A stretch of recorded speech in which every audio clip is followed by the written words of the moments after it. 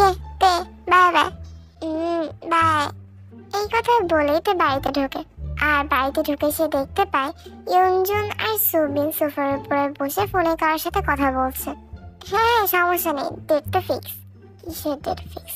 বাসায় আবার কে আসছে? কল কাটার পরে তো ইয়ঞ্জন আর সুবিনকে জিজ্ঞাসা করে কে কল করেছিল মা বাবা। সুবিন ইয়ঞ্জনের দিকে তাকায়। তে না শোন, তে তাদের একটু কাছে যায়। তোর জন্য গুড নিউজ আছে, তোর বিয়ে ঠিক করেছি। হ্যাঁ বিয়ে? আর আর তোমরা এটাকে গুড নিউজ বলছো? আর না মানে ওয়েট, তারপর বলছো বিয়ের ডেটও ফিক্স করা হয়েছে, মানে কি? না প্রবলেম নেই তে, তারা অনেক বেশি ভালো। আর আমাদেরও মনে হলো যে তারাই তোর জন্য পারফেক্ট, সো দ্যাটস ওয়াই। মানে দ্যাটস ওয়াই আমরা দেরি করিনি। বাট ওয়েট মা বাবা, তোমরা আমার সাথে ইভেন একবার কথাও বলোনি, একবার কথা তো বলতে পারতে। আর তারপরে কথা হলো আমি তোদের চিনি না জানি না, মানে কেমন করে কি? তোমরা তো আমাকে কিছু বলোনি। আর মেইন কথা হলো আমি এখনো পড়াশোনা করছি, আমি বিয়ে করলে হ্যাঁ ওদিক থেকে তো একদমই কোনো প্রবলেম নেই। তারা বলেছে তুই বিয়ের পর পড়াশোনা করতে পারবি। বাট না মানে মা, তোমরা বুঝতে পারছো না, আমি করতে চাচ্ছি না এখন। বাট তুইও বুঝতে পারছিস না মা যে এইটাই তোর জন্য পারফেক্ট, তারাই তোর জন্য পারফেক্ট। আর এরকম আমরা আর কোথাও পাবো না। তো তোমরা তো তাদের সাথে কথা বলে রাখতে পারতে, আমি পরে বিয়েটা করতাম। বাট তারা চাচ্ছে বিয়েটা তাড়াতাড়ি দিতে। ছেলে হলো বাবার সাথে বিজনেস হ্যান্ডেল করছে আর পড়াশোনাই করছে। সুইয়া সব দিক থেকেই পারফেক্ট, না করিস না আর। বুঝতে পেরেছি আমি। আর তারপর কথা হলো তোর ছেলেকে দেখেও তোর অনেক ভালো লাগবে, ছেলে অনেক ভালো। সো আমি গেলাম ফ্রেশ হতে। এই কথা বলে তো সেখান থেকে চলে আসে নিজের রুমে। আর সেদিন তো তার সারাদিনই মন খারাপ ছিল। তাকে তার বেস্ট ফ্রেন্ডরা অনেক কল করেছিল, কিন্তু সে কারোর কলে রিসিভ করেনি। পরের দিন স্কুলে তে আগে থেকে ইউনিভার্সিটিতে গিয়ে চুপচাপ ক্লাসে বসেছিল। তখনই তার বেস্ট ফ্রেন্ডরা সবাই সেখানে একসাথে আসে। কি রেতে তোর কি হয়েছে? আমরা তোকে বাসা থেকে আনতেও গেলাম প্রতিদিনের মতো, কিন্তু আন্টি বললো তুই নাকি অলরেডি ইউনিভার্সিটিতে চলে এসেছিস। আসলেই তে তুই তো এত তাড়াতাড়ি ভার্সিটিতে আসিসও না। আর আমরাও যখন তোর বাসায় যাই তুই অ্যাটলিস্ট 10 মিনিট 15 মিনিট লেট করিস, তারপর আমাদের সাথে আসিস। সেটাই তো। আর তারপরে কথা হলো তুই কালকে আমাদের ফোনও ধরিস নি। তুই কারোর ফোন ধরিস নি। ফার্স্টে তো আমি তোকে কল করলাম, তুই ধরছিলি না। তো তারপর আমি জেনিকে কল করে বলি যে জেনি যেন তোকে কল করে দেখে, তুই ধরিস নাকি। আমি তো ভেবেছিলাম তুই আমার সাথে কোনো বিষয়ে রাগ করেছিস। পরে তো জেনি বলে তুই ওর ফোনও ধরছিস না। পরে আমরা দুজন মিলে জাঙ্কুককে কল করি, আর জাঙ্কুক বলে তুই জাঙ্কুকের ফোনও ধরছিস না। তুই কোনো কথাই বলে না, চুপ করে থাকে। তুই ঠিক আছিস তোতে? এবার সে ফাইনালি তাদের দিকে তাকায়। তার মন এখনো খারাপ ছিল আর বলে মা বাবা আমার বিয়ে ঠিক করেছে রে। হ্যাঁ কি? মানে মানে কিভাবে আর কেন? তারা বলছে তারা নাকি কোন পারফেক্ট ফ্যামিলি পেয়েছে, যারা কিনা আমার জন্য একদম পারফেক্ট। তারপর বলছে ছেলেও নাকি অনেক ভালো, আর তারা নাকি রাজিও হয়েছে যে আমি বিয়ের পর পড়াশোনা করতে পারবো। এই দিকটা ভালো আছে, মানে বিয়ের পরও তোকে যেহেতু বলেছে তুই পড়াশোনা করতে পারবি, সে শুনে মনে হচ্ছে ভালোই আছে। বাট তারপরে কি হবে যদি বিয়ের পর পড়াশোনা না করতে দেয় তখন? সেইটাও ঠিক। আর আমি তো সেই ভয়টাই পাচ্ছি ভাই। আমার এখন বিয়ে করার কোনো ইচ্ছা নেই। মা বাবা বলছে ফ্যামিলি নাকি অনেক ভালো, তারাই আমার জন্য পারফেক্ট। আর তারপরে কথা হলো তারা নাকি এখনই বিয়ে দিতে চাচ্ছে, সো বিয়েটা এখনই করতে হবে। কি আর বলবো বল, আঙ্কেল আন্টিও তো তোর ভালো চাই, সো দ্যাটস ওয়াই মেবি। কিন্তু আমি তো বলেছিলাম আমি বিয়ে করবো, আমি কি বলিনি? কিন্তু সেটা যদি কিছুদিন পর হতো ভালো হতো, এখনই আমি রেডি না ভাই এগুলোর জন্য। কিন্তু সমস্যা নেই ভাই, তুই আগে দেখ তো ছেলেটা কেমন, ছেলেটার সাথে কথা বল, মিট কর। যদি মিট না করতে পারিস তাহলে ফোনে কথা বল। হ্যাঁ জেনে একটা ঠিক কথা বলেছে, তুই এটাই করতে পারিস। তারপর দেখ কি হয়।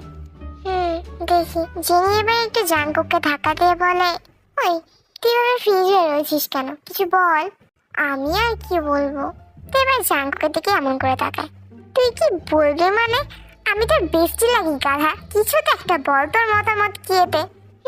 আমার তো ভালোই লাগলো শুনে, ফাইনালি কোনো বিয়ের দাওয়াতে খেতে পারবো, তাও আবার নিজের বেস্টির। আহা এই জাঙ্কুকও না কখনো সিরিয়াস হবে না।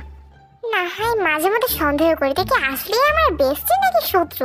আই মিন আমার এই কষ্ট দেখি কি তোর একটু কষ্ট লাগছে না? আজব তো, কষ্ট কেন লাগবে?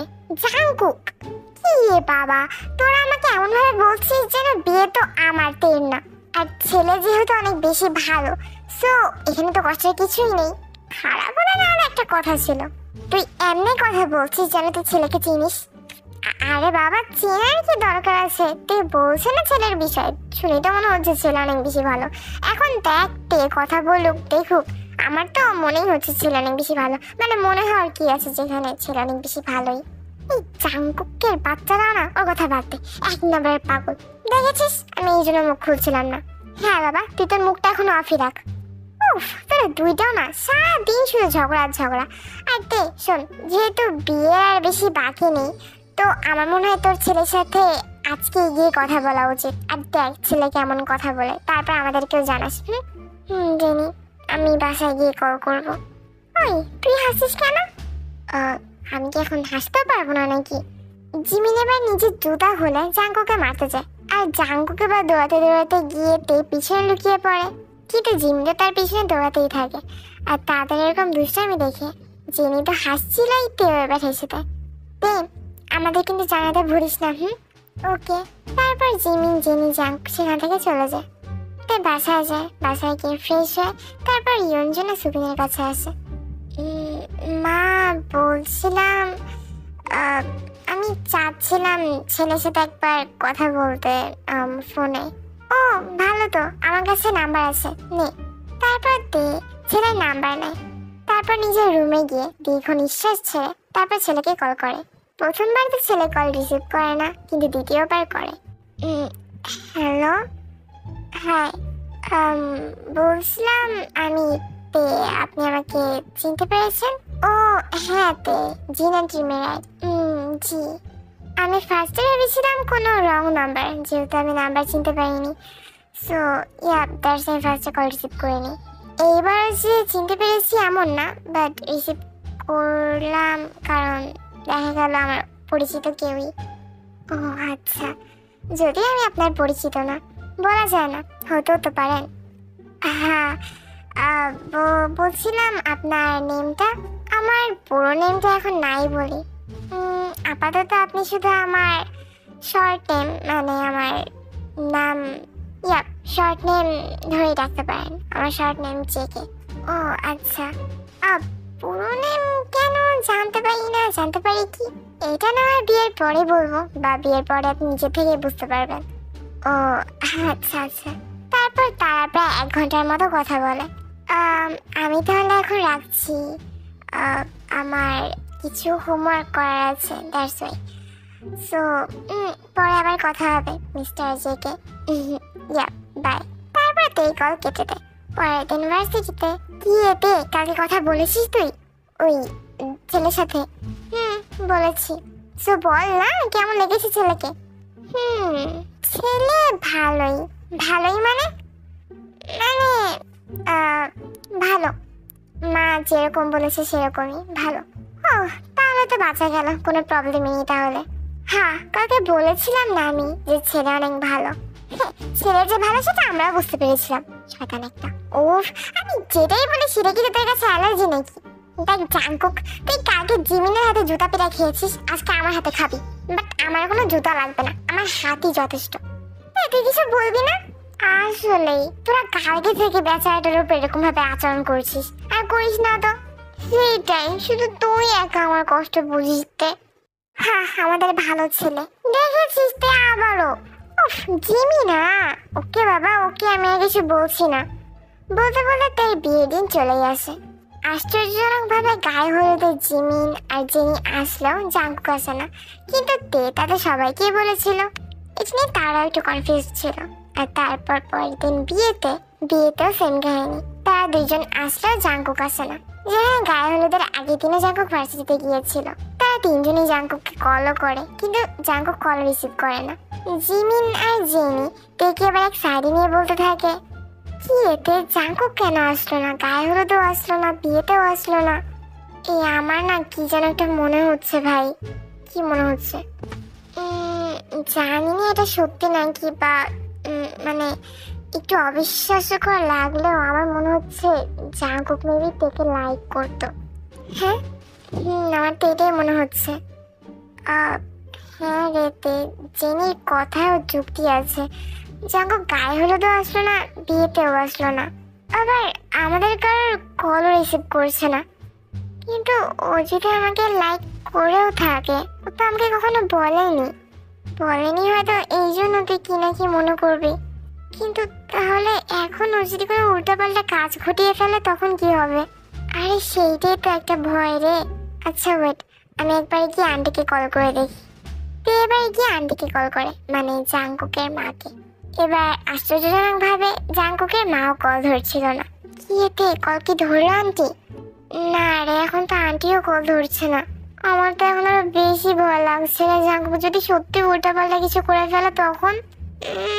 কিন্তু আমার আবার এমনও কেন যেন মনে হচ্ছে যে হতে পারে ওর শুধু মন খারাপ, মানে যদি এরকম হয়েও থাকে না যে জাঙ্কুক তোকে লাইক করে, তাহলে হতে পারে ও মন খারাপ করে রুমে বসে রয়েছে আর সামথিং। কিন্তু আমার মনে হয় না ও মানে নিজেকে হার্ট করে কিছু করবে। তাও একটা সত্যি কথা। আচ্ছা তাহলে দেখি কি করা যায়, বেশ সম্পূর্ণ হয়। তো এবার ছেলের আর তার রুমে বসেছিল। তো আসলে যা হয়েছে সেটা হলো, তো এখন ছেলের ফেস দেখেনি। ছেলে একটা মাস্ক পরা পিকচার দেখেছিল, যেখানে ছেলের চোখ দুটো ঠিক করে দেখা যাচ্ছিল না, মানে পিকচারটা অতটা ক্লিয়ার ছিল না। আর এখন পর্যন্ত সে ছেলের ফেস দেখেনি ঠিক করে, কারণ ছেলে তাকে বলে রেখেছিল যে ছেলে নিজের ফেস বিয়ের পরই তাকে দেখাবে। সে এখন সে সেটার জন্য ওয়েট করছিল। কিছুক্ষণ পর ছেলে রুমে ঢোকে, আর এবার দরজা আটকিয়ে সে তের সামনে এসে বসে। আর তে যখনই এবার ছেলের দিকে তাকায়, হ্যাঁ জাঙ্কুক তুই তুই এখানে? আহা, তো তুমি এখন হাজবেন্ডকে তুই করে বলবা? ওয়েট, মানে? জাঙ্কুক এবার তেকে সবটা বলা শুরু করে। আসলে জাঙ্কুক তেকে অনেক আগে থেকে ভালোবাসতো। প্রায় 4 বছর সে সব কথাগুলো নিজের ভিতরে রেখে দিয়েছিল। আর তারপর যখন জাঙ্কুকের মা বাবা জাঙ্কুকের জন্য মেয়ে দেখা শুরু করে, তখন জাঙ্কুক একটা সুযোগ পেয়ে যায় তের কথা বলার। আর তারপর যখন তার মা বাবা তাকে জিজ্ঞাসা করে যে সে কোনো আমাকে লাইক করে নাকি, তো সে অবশ্যই তের কথা বলে। আর তারপরে তার মা বাবাকেও সবটা শিখিয়ে দেয়, জানো তার মা বাবা তার নাম আর তার ছবি তেকে না দেখায়। আর সুবিনা ইয়ঞ্জুনকেও সবটা শিখিয়ে দেয়, মানে সুবিনা ইয়ঞ্জুনও সবটা জানতো। সবটা যখন জাঙ্কুক তেকে খুলে বলে, তো প্রথমে তো চুপ করে থাকে, আর তারপর বলে, তুই জানিস আমি কতটা ভয় পেয়ে গিয়েছিলাম? কেন? আমি ভেবেছিলাম তুই কোনো উল্টোবেলা কাজ করে ফেলেছিস। আমি জিমিন আর জেনি কতবার তোকে কল করেছি, কিন্তু তুই কারোর ফোনে রিসিভ করছিলি না। তারপরে তো জেনি আমাকে বলে যে মেবি তুই আমাকে লাইক করতি, সো দ্যাটস ওয়াই মেবি তুই এখন কোনো উল্টোবেলা কিছু করে ফেলেছিস আর সামথিং। তারপর তে সবকিছু বলে, মানে তারা কিনে কথা বলছিল তে, জিমিন আর জেনি। জাগো তাদের কথা শুনে হাসতে থাকে। সো তুই আমার কেয়ার করিস না? অবশ্যই করি, তোর বেস্ট ফ্রেন্ড। Best friend. এখন মিশন হলো বেস্ট ফ্রেন্ডের থেকে কিভাবে করে বেস্ট হাজবেন্ড হওয়া যায়। সেদিন না তোকে আমার জিমিনের হাত থেকে বাঁচানোটা আসলে উচিত হয়নি। ও দিল তোকে কয়েকটা, মানে জিমিন আর জেনি দুইটাই। আমি আবার কি করছি?